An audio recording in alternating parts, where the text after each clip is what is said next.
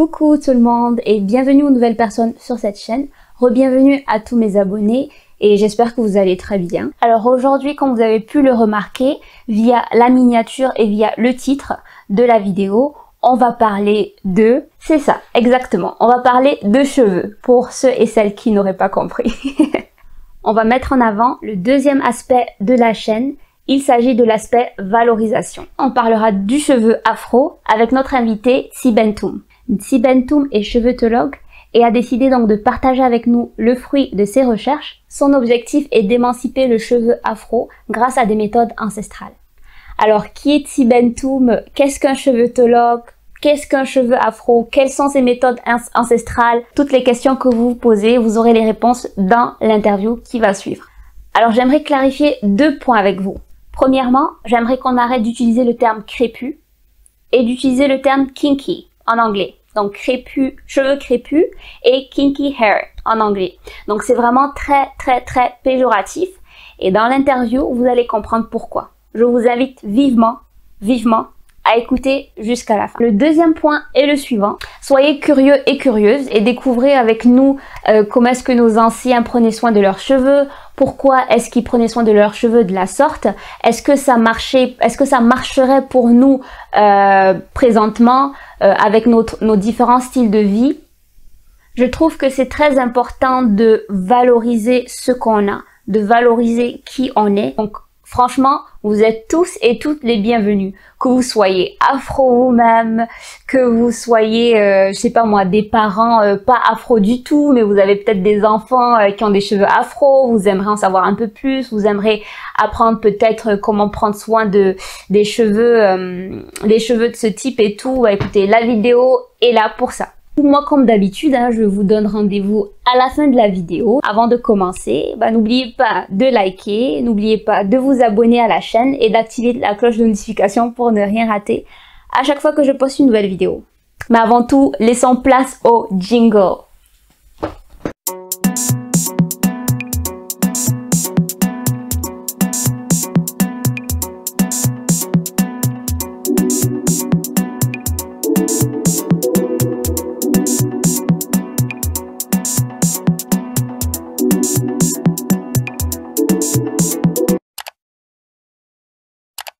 Bonsoir, Tsi Bentoum. Bonsoir, Selena. Alors, merci beaucoup d'avoir accepté, cette interview avec moi, donc pour partager pas mal de choses très intéressantes avec les auditeurs et les auditrices. Et alors, pour les personnes qui ne te connaissent pas, est-ce que tu pourrais rapidement te présenter avec tes propres mots? D'accord. Mais déjà, je te remercie aussi pour l'intérêt que tu portes depuis l'Allemagne à mon travail, à mon discours et à ce que j'essaie de faire véhiculer. Alors moi, très simplement, je m'appelle Tsi Bentoum, je suis cheveutologue. Alors un cheveutologue, c'est une personne qui s'occupe des soins de la peau et des cheveux selon les techniques ancestrales. Alors, pour mon origine, on va dire que je suis Congo, donc avec un K, mais sinon c'est de nationalité congolaise, donc de la République du Congo, donc le petit Congo, le Congo-Brazzaville. Et sinon, le mot cheveutologue m'a été donné par une jeune femme ivoirienne donc, qui maîtrise le nushi. Et donc le nushi, c'est une sorte de créole ou de pidgin de la Côte d'Ivoire où on va prendre le français et on va mélanger avec plein d'autres mots de différentes langues du pays. Et donc, à la fin d'une de mes masterclass, elle a dit que moi, avec toutes les connaissances que j'ai, vraiment, en fait, je suis cheveutologue, quoi. Voilà, donc on a décidé d'adopter ce terme parce que ça me permet aussi de montrer que c'est un terme qui m'a été donné dans une langue qui, a priori, n'existe pas, une langue hybride qui comprend aussi bien la langue coloniale qui a été imposée, qu'on aime cependant, qu'on aime manier et autres, avec laquelle on communique, mais aussi avec une façon de penser qui est toute propre à nous, Africains. Merci pour la présentation. J'aime bien le terme cheveutologue. Je trouve que ça coïncide parfaitement. C'était le bon terme. D'accord, merci. C'était vraiment le bon terme. Du coup, tu vas nous en dire un peu plus. Tsi Bentoum, est-ce que tu peux nous dire qu'est-ce qui t'a poussé à t'intéresser à ce sujet, à cette thématique? Moi, la thématique du cheveu, de base, ça m'intéressait pas spécialement, quoique je me souviens que très jeune, je voulais avoir des cheveux longs déjà. un peu à la Lionel Richie. Donc, voilà, c'était un peu mon modèle pour les cheveux. Bien sûr, entre guillemets, bien sûr, mon père a refusé, donc il voulait pas. Donc j'ai souvent eu les cheveux courts très longtemps jusqu'à ce que j'ai mon indépendance, hein, mon indépendance financière et aussi mon indépendance, c'est-à-dire que j'avais mon chez moi. De là, j'ai laissé pousser mes cheveux. Là, c'était l'époque Maxwell, le chanteur, hein, D'Angelo, etc., pour ceux qui connaissent. Et donc, je laissais pousser mes cheveux et je me faisais des tresses, etc. On me disait souvent que j'avais de beaux cheveux et autres, mais voilà, sans plus. Donc, c'était pas un problème en soi, même si il y avait quand même certains regards qui étaient portés sur moi, qui étaient assez réprobateurs, parce que moi, je vous dis ça, c'est dans les années 2000, hein, 2000, ouais, 2000.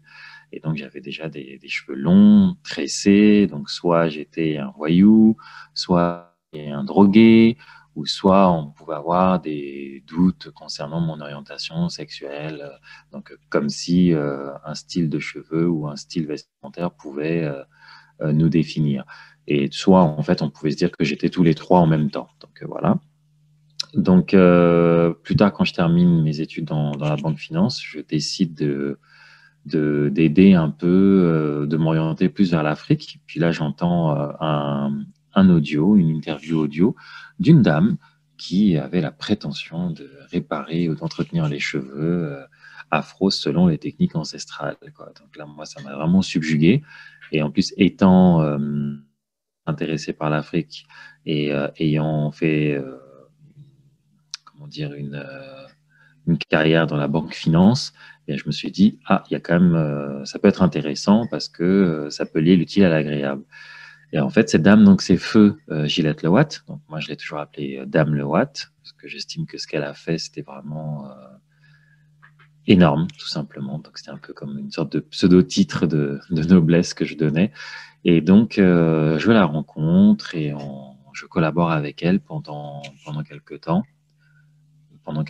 Et du coup, lorsque je fais les soins et les diagnostics, etc., là-bas, dans cet institut, et en fait, je me rends compte que ça touche à bien plus que le cheveu. Ça touche à des problèmes parfois psychologiques, des choses qu'on veut cacher. Pas tant qu'on voulait cacher, mais des choses qu'on ignorait maintenant par rapport aux soins du cheveu, de la peau, et qu'il y avait des choses donc qu'on ne faisait plus comme avant. Et donc, je me suis rendu compte que c'était vraiment très important, que ça touchait à bien plus qu'une histoire de cheveux, donc une histoire de cosmétique ou d'esthétique, donc, mais vraiment à quelque chose de bien plus profond, à l'esprit, l'état d'esprit, la psychologie et l'amour de soi, l'acceptation et l'histoire aussi, donc ça touchait vraiment. Donc, au bout de quelques années, je me suis séparé donc de Dame Lewatt et j'ai continué mes missions en tant que conseiller en entreprise, mais souvent en Afrique. Et donc, j'en profitais pour, en même temps, aller dans les villages, etc., pour demander aux anciens comment est-ce qu'on entretenait la peau, les cheveux, etc. Et donc, j'ai été vraiment pris de passion pour ça parce que ça a vraiment une dimension énorme, bien très, très large, quoi. Voilà. Y a rien de mieux d'aller à la source, d'être sur le terrain pour avoir, on dit, les vraies informations. Ouais, j'imagine que ça a dû être une très belle expérience. Oui, oui, vraiment, vraiment. Parce qu'on en apprend sur beaucoup de choses et pas que le cheveu, justement, et c'est très intéressant. Je sais que les coiffures sur le continent africain, les coiffures avaient quand même un sens en fonction des régions. C'était quand même assez symbolique. C'était quelque chose de très important. Et quand tu dis retourner justement aux sources, aux pratiques ancestrales, euh, de quel pays ou bien de quelle région, de quelle partie de l'Afrique fais-tu allusion? Parce que j'imagine que ça ne doit pas être pareil partout. En fait, paradoxalement, mine de rien, bon, moi, j'ai voyagé surtout en Afrique centrale et puis Afrique de l'Ouest. Donc, c'est vrai que je n'ai pas fait l'Afrique de l'Est et puis l'Afrique australe, par exemple. Mais en fait, on se rend compte que il y a une base, en fait. Il y a une certaine forme d'unicité dans les techniques, dans les soins, dans les rituels de beauté.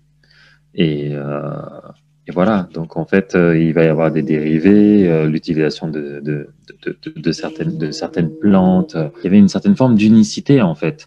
Maintenant, dans les pratiques et dans les rituels de beauté, maintenant il y aura des différences par rapport aux plantes qu'on peut être amené à utiliser, ou bien par rapport aux coiffures, mais le soin, l'entretien du cheveu, en fait, mine de rien, il y avait quand même cette même base. Je dis bien base en fait, hein. Et après, il y a certaines divergences, mais on se retrouve. Mais justement, je parlais du sens que pouvaient avoir certaines coiffures, donc sur le continent africain, ou bien de l'importance que les cheveux donc, représentaient. Est-ce que tu pourrais nous en parler un petit peu, toi, par rapport à ce que tu as pu découvrir ou par rapport à ce que tu sais? Pour faire vraiment simple, on va se dire que en fait, nos cheveux et notre peau, c'était nos pièces d'identité, tout simplement.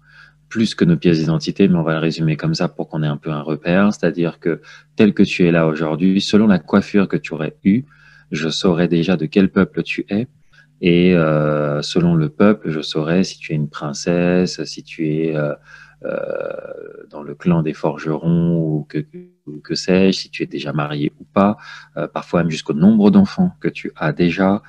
Voilà, donc rien qu'à travers la coiffure, on savait ça, ou bien à travers les différentes scarifications ou tatouages que tu aurais pu avoir sur le corps. Ensuite, c'était une façon, notre corps était considéré comme sacré, donc la vie et le corps étaient considérés comme sacrés. Donc le fait de les orner, d'orner la tête ou d'agrémenter la peau, c'était une façon de sublimer les choses. Donc selon les coiffures, etc., c'était toujours une façon de rendre ça un tout petit peu plus beau, mais voilà, de donner une certaine vibration, on va dire, à ce qu'on avait sur la tête ou bien même sur notre peau. Donc c'était vraiment, je me répète, mais c'était vraiment notre identité à travers Oui. le cheveu. Oui. Identité, quand je dis identité, c'est selon ce qu'on traverse dans la vie. Parce que selon l'état qu'on a, selon l'état dans lequel on est, on peut avoir une coiffure qui va être différente. Voilà. C'était notre manière de communiquer, ou en tout cas de donner certaines informations, oui. Tout à fait. Dès le départ, on savait déjà à qui on avait affaire. Oui. Ouais, malheureusement, il y a eu quand même une certaine coupure par rapport à plusieurs événements qui ont fait qu'on a quand même perdu, on va dire, tous nos repères. Comment est-ce que tu as pu faire tes recherches, en tout cas, avoir les informations? Tu l'as déjà mentionné, mais si tu pouvais dire un peu plus par rapport à ça. Je n'ai pas très bien saisi. Comment est-ce que j'ai pu avoir les informations en question? Exactement. D'accord. Ah, c'est vrai que très souvent, on dit que l'Afrique a une tradition orale, mais j'ai envie de dire que c'est à la fois vrai et faux, parce que déjà, on savait écrire, c'est pas l'écriture qui nous manquait, on avait déjà plusieurs alphabets, etc.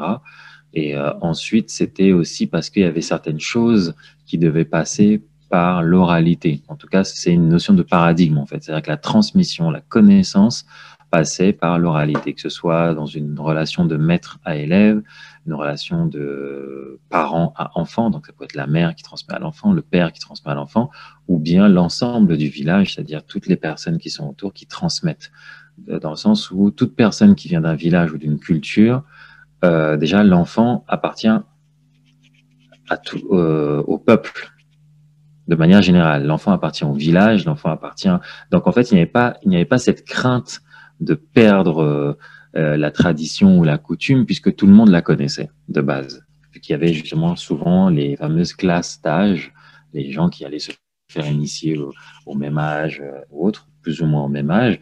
Donc on se disait que moi, parent, j'ai ma femme qui est là, mes enfants, même si je meurs, il y aura toujours la communauté pour transmettre les choses, transmettre les informations. Donc on n'était pas dans cette peur entre guillemets que tout s'éteigne, etc. Alors c'est vrai que quand il y a eu certains passages de l'histoire, c'est allé différemment. Mais les textes dits sacrés et autres, on savait déjà les mettre de côté.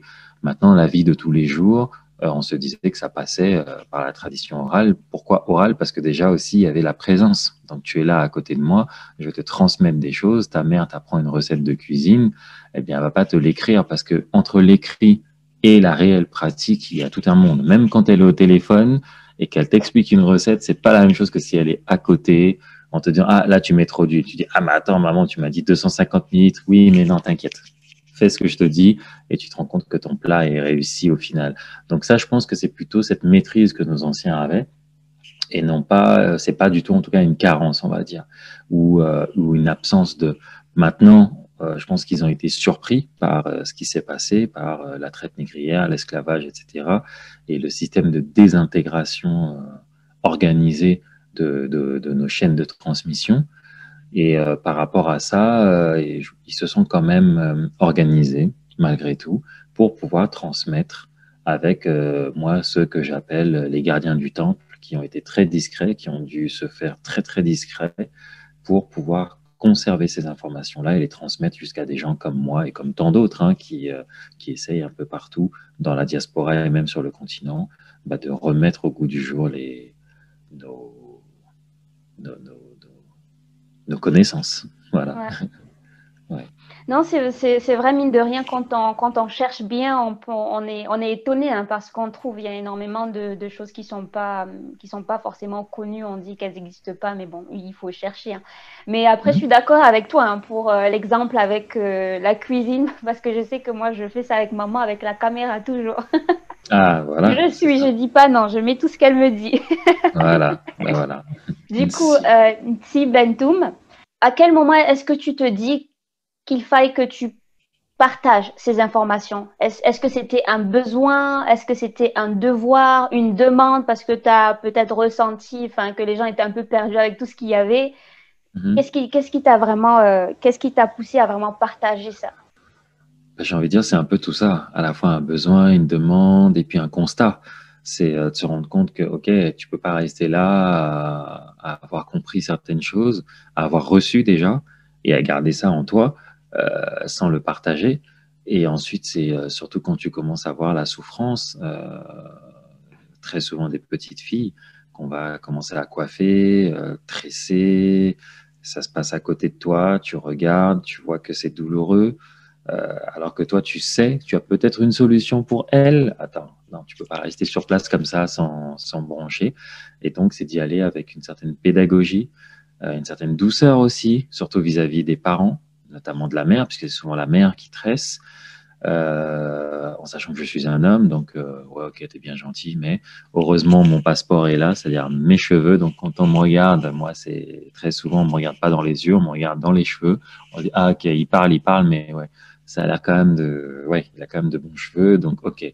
Donc ça fait qu'on m'écoute et puis après surtout je démontre. Donc c'est ça, c'était d'abord de voir la souffrance autour et Ouais, d'être capable de pouvoir la contrer cette souffrance en expliquant, en éduquant. C'est pour ça que très souvent j'insiste pour que les parents puissent venir avec les enfants lors de mes masterclass. À partir de 5-6 ans, l'enfant comprend ce que je dis. Donc voilà, c'est surtout ça qui m'a motivé.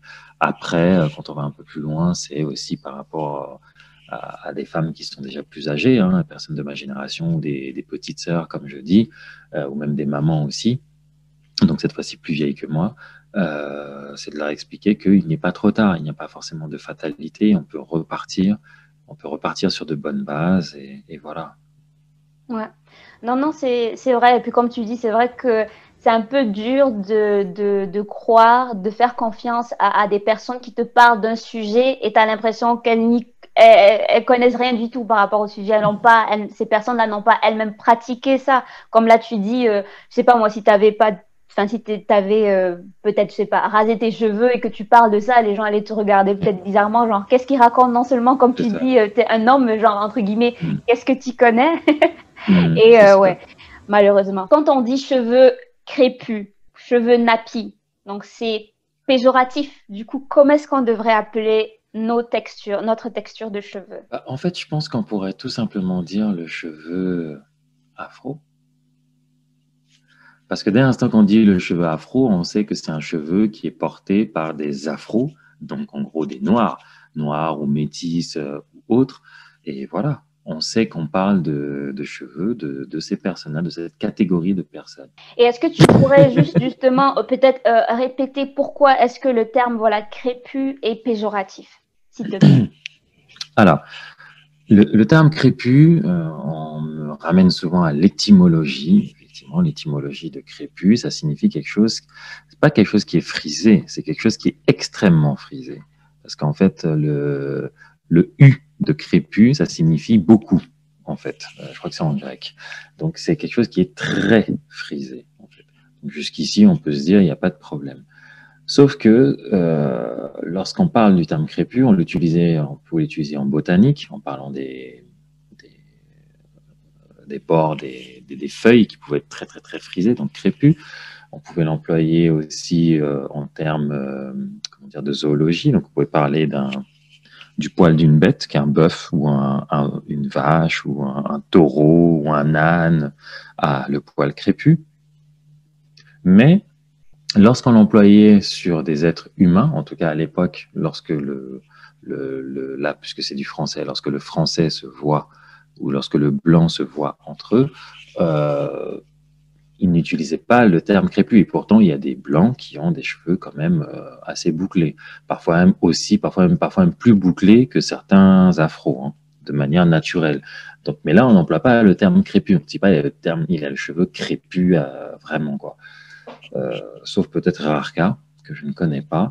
Mais par contre, au moment où on peut parler de cheveux crépus pour un caucasien, un blanc, c'est quand deux femmes vont se battre, on va dire qu'elles se sont crêpées le chignon, donc après une bagarre, elles sont pas forcément en bon état, ou bien lorsque des coiffeuses vont chercher à crêper le cheveu, donc elles vont prendre souvent, c'est quoi, c'est une lame gilette ou ce que vous voulez, alors, en tout cas quelque chose qui coupe, et elles vont peigner le cheveu, mais dans l'autre sens, c'est-à-dire de la pointe vers la racine. En gros, c'est une façon plus ou moins de blesser, entre guillemets, le cheveu pour qu'il commence à avoir un aspect plus volumineux, limite un peu ébouriffé, on va dire. Donc, c'est pas forcément de bonnes conditions pour le cheveu. Par contre, lorsqu'on va parler de l'afro, dès le départ, on va dire qu'il a le cheveu crépus, quel que soit. C'est-à-dire que même toi qui es là devant moi, on va dire que tu as le cheveu crépus. Une personne qui vient de se réveiller, qui a les cheveux complètement en boxon et tout ça, on va dire qu'elle a le cheveu crépus. Et donc déjà, ça de base, je ne comprends pas pourquoi. Alors que nous aussi, on a des variétés de frisures ou de boucles. Et ensuite, ça encore, c'est juste par rapport à l'observation qu'on peut faire du cheveu. Maintenant, après, on peut aller dans le dur. C'est que on sait très bien que les mots changent. Enfin, la signification ou l'impact des mots change avec le temps. Donc, aujourd'hui, quand on parle d'un cheveu crépus, on sait très bien, enfin, en tout cas les afros, en tout cas le vivent, hein, on sait très bien qu'on parle d'un cheveu qui est sec, qui est rêche, qui est cassant, qui est fragile et surtout, surtout, surtout, qui est douloureux. Parce qu'il s'en mêle, et comme il est sec, il s'en mêle, il se tasse sur lui-même. Et donc, quand on veut le peigner, eh bien, ça crée la douleur. Et donc, on est en train de demander, pardon, on est en train de demander à la jeune fille, et même parfois aussi aux jeunes garçons, d'accepter la douleur dès le départ parce que ton cheveu est crépus, donc accepte. Il faut souffrir pour être belle, il faut souffrir pour être beau. Donc on nous demande d'accepter ça, on nous demande d'accepter le fait que notre cheveu soit aussi sec, etc. Alors que nous ne sommes pas nés avec une nature de cheveux telle que celle-là, en fait. Jusqu'à parfois 1 an, 2 ans, voire même 3, 4 ans, le cheveu n'est même pas crépus. C'est-à-dire qu'il reste bouclé ou ondulé ou éventuellement lisse ou parfois un mélange des trois avec des combinaisons et des degrés de, comment dire, de boucle en fait.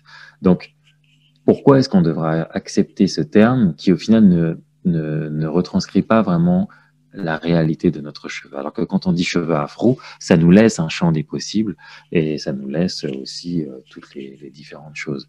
Après, juste pour appuyer un peu là-dessus, lorsqu'on traduit le cheveu crépus en anglais, souvent on emploie le mot kinky hair. Sauf que kinky, donc on enlève juste hair, puisque c'est cheveux. Kinky, quand on le prend tout seul, c'est pas très gentil. Parce que kinky, c'est bizarre, tordu, pervers. Voilà ce que signifie kinky. Donc, oui. tu peux me confirmer peut-être éventuellement, c'est que parce que quand on décompose, voilà, si on emploie juste le terme kinky tout seul, bah, ça signifie ça. Donc ça veut dire que même le colon ou l'explorateur, prenez comme vous voulez, anglo-saxon, quand il voit nos cheveux, voilà ce qu'il pense, en fait, tout simplement. Donc on a un cheveu qui est bizarre, un cheveu qui est tordu, un cheveu qui est... Enfin voilà. Donc en gros, je trouve quand même que aussi bien en français qu'en anglais, ça s'accorde un peu, cette vision qu'on peut avoir de nos cheveux. Donc voilà, voilà pourquoi j'estime que c'est une insulte et que c'est très péjoratif et que ça n'aide surtout pas, surtout nos jeunes filles et même nos jeunes garçons à s'accepter tels qu'ils sont, puisque déjà ceux qui ornent la tête, ce qui est censé pouvoir décorer la tête, ce qu'on utilisait pour sublimer notre tête ou nos cheveux, eh bien en fait est quelque chose de bizarre et quelque chose qui se rapproche plus du poil d'une bête ou je ne sais quoi. Donc voilà. Voilà le Oh, pourquoi merci du beaucoup pour la clarification. Donc, je voulais absolument que justement tu expliques ça, donc tu détailles ça comme tu l'as fait maintenant parce que bah, je sais que moi-même j'utilisais les termes là, honnêtement. Je suis pas partie chercher bien loin. Donc, j'utilisais moi-même, mais comme on dit, mieux vaut tard que jamais. Et c'est important justement qu'on utilise les bons termes, qu'on sache valoriser ce qu'on a, quoi, ce qui nous caractérise. C'est clair, d'autant plus que, pardon, je rajoute juste, quand on parle de crépus, ça va aussi s'associer au fait de vouloir dompter notre fameuse crinière, encore une fois. Donc, ce langage à la fois colonialiste, entre guillemets, et aussi animalier, s'associe. Combien de personnes j'ai vu, peut-être même moi, et à longtemps, peut-être que j'ai dû dire, ouais, il faudrait que j'arrive à dompter mes cheveux, etc., etc. Pourquoi dompter? C'est Voilà, vrai. c'est ça. Merci Ntimbentoum pour toutes les explications que tu as apportées là maintenant. Là, parlons de façon beaucoup plus pratique. Tu organises des masterclass. Est-ce Oui. que tu peux nous dire en quoi est-ce que ça consiste et qu'est-ce qu'on y fait de façon vraiment pratique, concrète? Les masterclass, pour moi, c'est une façon de nous aider, je dis bien, donc je m'implique dedans, de nous aider à nous émanciper d'un point de vue capillaire. Et en fait, on se rend compte que ce n'est pas que d'un point de vue capillaire, parce qu'on commence, enfin moi, je commence par expliquer l'histoire du cheveu afro euh, dans la période antécoloniale, coloniale et postcoloniale. Euh, J'explique aussi les différents mots MAUX qu'on est en train de subir à cause de l'utilisation de produits qui ne sont pas forcément adaptés. Ensuite, je propose des solutions et après, je fais aussi des démonstrations sur des cheveux que je n'ai jamais vus auparavant et je vois ce qu'il en est. Alors, le truc, c'est que ces masterclass sont toujours gratuites, dans le sens où moi, en tant qu'intervenant, je suis gratuit. Par contre, lorsqu'on veut que je vienne, je ne sais pas moi, en Allemagne ou bien en Afrique ou ailleurs, là, par contre, il faut prendre en charge mes transports. Mais les organisateurs, parfois, bah, pour pouvoir entrer dans leurs frais, vont faire payer la participation au financement, donc prix du billet, plus location de salle. Mais sinon, il m'arrive très souvent d'aller chez l'habitant. Euh, C'est-à-dire qu'on me propose de venir, on réunit 5, 10, 15, 20 personnes, je viens, et puis on parle, j'explique, donc je fais mes masterclass, et voilà, voilà un peu l'aspect des masterclass. Et comme je disais, c'est vraiment ouvert à tout le monde, aussi bien aux enfants que même les personnes qui se défrisent les cheveux et autres. Ici, on n'est pas du tout dans l'indexation des gens. Tout le monde peut venir, donc blanc, noir et autres, parce qu'il y a aussi beaucoup de mamans d'enfants métissés, justement aussi, de mamans ou de papas, hein, d'enfants métissés, des gens qui sont curieux de savoir comment s'occuper du cheveu afro. Donc voilà. C'est très intéressant. Et, enfin, j'ai vu que tu faisais quand même pas mal de masterclass et c'est bien que voilà, en petit comité, en grand comité. Je pense que c'est aussi important de vraiment voilà, de voir et de ne pas avoir que la partie, on va dire, théorique, de savoir quoi faire. C'est ça. C'est surtout ça Mm. qui manque, je dirais. Il y a énormément de choses, hein, d'informations qui circulent, mais Mm. vraiment, voilà, quoi faire, comment le faire, c'est important. Donc, d'accord. Et du coup, où est-ce que les masterclass se déroulent? Donc, où est-ce qu'elles ont lieu et à quelle fréquence? La fréquence, ça dépend vraiment de la demande. C'est-à-dire que c'est les gens qui demandent. Moi, je me mets à la disposition selon mon timing. Maintenant, où? C'est n'importe où dans le monde, hein. Dès l'instant qu'on m'y invite, j'ai déjà fait le Sénégal, j'ai fait l'Allemagne déjà une première fois, j'ai fait la Belgique, pas mal de villes en France. Voilà, là, bientôt, normalement, je pars dans la Caraïbe aussi. Donc, Martinique, Guadeloupe, et puis peut-être même d'autres îles aux alentours. Ça se fait donc chez l'habitant et aussi éventuellement dans des salles. Voilà, donc c'est des masterclass publiques et des masterclass privées aussi. Ouais. D'accord. Non, très intéressant. Le dernier point, c'est le Back to Ancestrality Challenge. Alors, je vais te laisser nous présenter le challenge, en quoi est-ce qu'il consiste, pourquoi est-ce que tu l'as lancé et surtout, voilà, combien est-ce que tu as de personnes qui l'ont déjà testé? Le Back to Ancestrality Challenge, ce n'est même pas mon idée, encore une fois, hein. Donc c'est parce que j'avais expliqué lors d'un live, et puis il y a eu pas mal de personnes qui écoutaient, qui se sont lancées en fait en réécoutant, parfois même en direct, en écoutant mon, mon live, qui commençaient à faire leurs petites recettes et tout, et qui ont montré le résultat. Donc, du Back to Ancestrality Challenge. Donc, c'est en gros le challenge du retour à l'ancestralité. Et donc, le but, en fait, c'est de prouver que ce que je dis fonctionne, tout simplement. Donc, c'est-à-dire que moi, je prône le fait de laver les cheveux avec des huiles, des choses comme ça. Donc, de revenir à des techniques anciennes et de voir en quoi est-ce que même aujourd'hui, ces techniques-là fonctionnent. En quoi, en fait, non pas en quoi Nsibemtoum a raison, mais en quoi nos anciens avaient raison de faire comme ils le faisaient, en fait. Donc voilà, alors, je dis pas que les anciens ne faisaient que ça, mais moi j'estime en tout cas au bout de mes recherches, le fruit de mes recherches quand même, c'est de dire que c'était quand même la base. Donc c'est cette base-là que je propose aux gens d'appliquer, déjà parce qu'elle est économique. Ensuite, il y a très peu de chances que ça cause des problèmes quand même. Et, et voilà, donc ça résout aussi quelques petits problèmes comme le démêlage, etc., la définition des boucles, la souplesse du cheveu et tout le reste, quoi. Donc c'est vraiment une base et c'est quelque chose qui peut servir à tout le monde, à tout moment. On peut aller dans cette routine comme aller dans d'autres. Mais plus que ça, en fait, le Back to Ancestrality Challenge, j'ai envie de dire que c'est la porte d'entrée vers un autre paradigme. Alors c'est vrai que souvent les gens, parfois, certaines personnes le résument juste au fait de laver les cheveux avec de l'huile, mais ça va plus loin que ça. Et j'accepte le fait que pour le moment, ça ne soit résumé qu'à ça, parce qu'il y a tout un travail aussi pour pouvoir revenir et accepter quelque chose dans sa globalité. Donc, allons-y progressivement, quoi. Voilà. Et donc, les gens, pardon, les gens qui testent le Back to Ancestrality Challenge. Donc, en fait, ils reçoivent, ceux qui veulent tester dans les bonnes conditions, ils reçoivent le kit de renaissance capillaire, une sorte de mode d'emploi avec les recettes hein, pour faire soi-même son shampoing et son bain d'huile, et avec le mode d'emploi. Et donc, ils utilisent ce protocole et ils montrent en photo ou en vidéo le résultat, le avant, après, etc. Voilà, et ils témoignent. Et ils peuvent juste mettre le hashtag Back to Ancestrality Challenge et sinon mettre hashtag Back to Ancestrality Challenge et me taguer, donc @nsibentoum et aussi Nadine Mateki en fait. Voilà. D'accord. Ouais. Bah, c'est super, mais justement en parlant du kit capillaire, est-ce que où est-ce qu'on pourrait trouver donc ce kit? Et bien sûr, si on aimerait avoir euh, plus d'informations sur ce que tu fais, donc en tant que Mhm. cheveutologue, si les personnes veulent te contacter, comment est-ce qu'elles doivent s'y prendre?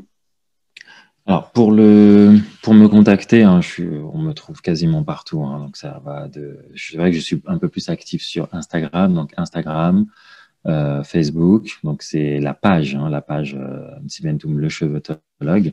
Il y a Twitter, il y a aussi la chaîne YouTube, puisque vous pouvez retrouver les précédents lives que j'ai eu à animer avec différents hôtes et hôtesses. Et puis voilà, hein, donc sinon par mail, c'est nsibentoum.cheveutologue@gmail.com. Sinon, toutes les messageries que je vous ai citées là, vous pouvez me contacter et je vous explique comment avoir le fameux kit qui est gratuit, hein, donc voilà. D'accord. Bah, vous avez entendu. De toutes les façons, moi, je vous mettrai tout hein, en barre de description. Vous n'aurez Merci. qu'à aller jeter un coup d'œil. Et voilà, si ça vous intéresse, bah, écoutez, n'hésitez surtout pas. Du coup, Nti Bentoum, on arrive à la fin de l'interview. Merci beaucoup encore une fois donc d'avoir partagé tout ça avec nous. Moi, comme je t'ai dit, je vais essayer. Je vais aussi tester.